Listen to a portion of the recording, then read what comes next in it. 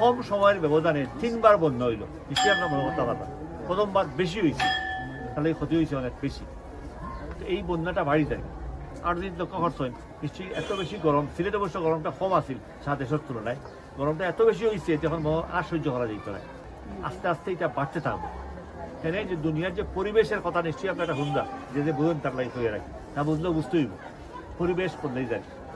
এই বদলাই যাওয়ার ফলে আমরা ক্ষতিগ্রস্ত হই। বিয়ানীবাজারের বন্যা কবলিত এলাকা পরিদর্শন করেছেন সাবেক শিক্ষামন্ত্রী নুরুল ইসলাম নাহিদ এমপি। সোমবার সকাল থেকে তিনি কুড়ারবাজার, শেওলা, দুবাক, চারখাই ও আলীনগর ইউনিয়নের বন্যা কবলিত এলাকা পরিদর্শন করেন এবং দুর্গত এলাকার দুস্থ পরিবারের মধ্যে চাল বিতরণ করেন। এ সময় তিনি বন্যা কবলিত এলাকার দুর্গত পরিবারের বাসিন্দাদের সাথে কথা বলেন এবং তাদের দুর্ভোগ লাঘবে প্রয়োজনীয় ব্যবস্থা নেয়ার নির্দেশনা প্রদান করেন। বিয়ানীবাজারে টিএনটি রোডে ইবনে আল মতিন টাওয়ারে রেডি ফ্ল্যাট ভাড়া দেওয়া হচ্ছে। শীতাতপ নিয়ন্ত্রিত কক্ষ, attach bathroom, kitchen, dining, lift, CCTV, বিশাল পার্কিং ও ছাদ সহ থাকছে শিশুদের জন্য বিনোদনের ব্যবস্থা। সুরমা নদীর চারখাই অংশের কয়েক বছর আগে ভেঙে যাওয়া ডাইক মেরামত করা হবে জানিয়ে তিনি বলেন, এটি চলমান প্রক্রিয়া। প্রকৃতি ও পরিবেশগত কারণে এই অঞ্চলে নদীর তীরবর্তী ডাইক ভেঙে যায় এবং সাধারণ মানুষ দুর্ভোগে পড়েন। বছরে একবার হয়তো করা সম্ভব।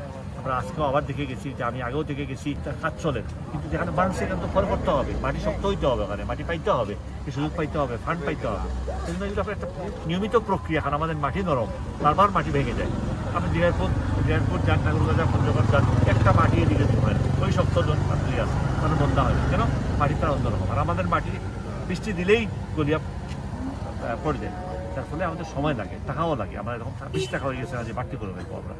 বিয়ানীবাজারের বেশ কয়েকটি এলাকায় নদীর ডাইক পানি উন্নয়ন বোর্ডের আওতাধীন থেকে এলজিইডির আওতায় নিয়ে আসায় বেশ কিছু এলাকায় ডাইকের উপর রাস্তা নির্মাণ করার বিষয়টি অবহিত করে তিনি বলেন, আমরা চেষ্টা করছি, কিন্তু একদিনে সবকিছু করা সম্ভব না।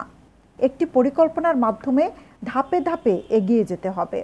এবং অনেক বাঁধকে আমি পরিবর্তন করিয়া এলজিইডির আওতায় নিয়ে আসছি, তাহলে পাকা করা যায় না, পাকা করছি আমরা।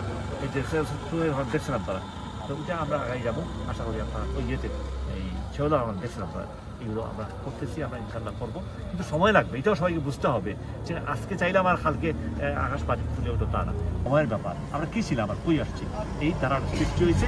সবাই চেষ্টা করবেন, মাঠ বাংলাদেশ গড়ে উঠবে, সেই লক্ষ্যে আমরা আগাবো।